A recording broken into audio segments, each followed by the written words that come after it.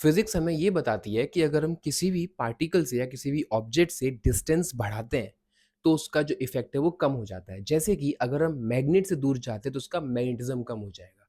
अगर मैं किसी भी चार्ज पार्टिकल से दूर जाता हूँ तो उसका इलेक्ट्रिक फोर्स कम हो जाएगा। अगर मैं अर्थ से दूर जाता हूँ तो उसका ग्रेविटेशनल फोर्स कम हो जाएगा, ग्रेविटेशनल इफेक्ट कम हो जाएगा।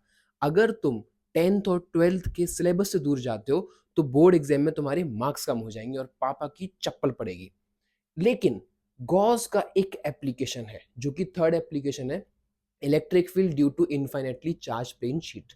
वो एक एप्लीकेशन ऐसा है जो ये बोलता है कि भाई तुम शीट से अगर दूर जाते हो तो इलेक्ट्रिक फील्ड इंडिपेंडेंट है आर के, और हम यही चीज आज समझने वाले हैं। अब समझते हैं कि फॉर्मूले में आर क्यों नहीं है।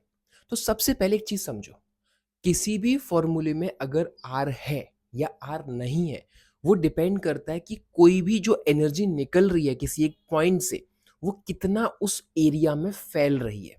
उस पर डिपेंड करता है कि आर होना चाहिए या नहीं होना चाहिए।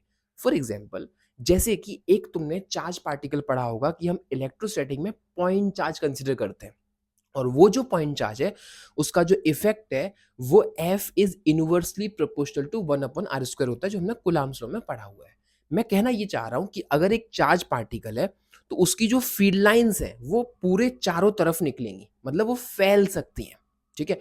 अगर तुम गॉस के सेकंड एप्लीकेशन में आते हो जिसमें कि चार्ज का डिस्ट्रीब्यूशन एक लाइन चार्ज पे था, अब इस पे एक चीज समझो, यहाँ पे जो चार्ज का डिस्ट्रीब्यूशन है, ठीक है, अब इसके नीचे एक चार्ज है, इसके नीचे एक चार्ज है, इसके नीचे एक चार्ज है। ठीक है। मतलब कि वो जो फील्ड लाइंस है वो फील्ड लाइंस इधर जा सकती है, इधर जा सकती है, इधर जा सकती है, इधर जा सकती है। ठीक है।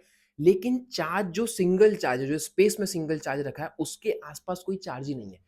तो कोई भी जब चार्ज नहीं तो उसको धक्का मारने वाला कोई कुछ होगा ही नहीं, कोई बोलेगा नहीं भाई उधर हट, उधर हट, इधर हट, कहीं कोई कुछ नहीं बोलेगा। तो ये जो फील्ड लाइंस है वो इधर उधर इधर उधर हर जगह जा सकती है। लेकिन जो गॉस का थर्ड एप्लीकेशन है उसमें देखो प्रॉब्लम क्या है कि जो पूरा का पूरा शीट है उस पे बहुत सारे चार्जेस आसपास आसपास रखे हुए हैं। अब प्रॉब्लम ऐसा रहता है कि अगर एक charge left right up down कोने में इधर उधर जब अपनी फील्ड लाइंस को फैलाएगा तो जो आसपास वाले चार्ज है वो उसको मारेंगे, बोलेंगे भाई इधर अपने हाथ पैर मत फैला, तू सीधा सीधा जा। तो इनफाइनाइट चार्ज शीट में क्या चार्जेस बहुत सारे होते हैं, तो जो चार्ज की जो फील्ड लाइंस है वो सिर्फ एक एक यूनी डायरेक्शन में जा पाती है। क्यों? क्योंकि आसपास के चार्जेस होने की वजह से। यही एक मेन रीजन है। अगर तुमको ये जानना है कि इस सब चीज़ों का तुम्हारी लाइफ में क्या काम है, तो मैंने इससे पहले एक वीडियो अपलोड किया है, गॉस के थर्ड एप्लीकेशन का क्या काम है, कहाँ कहाँ यूज होता है, वो आप देख सकते हो।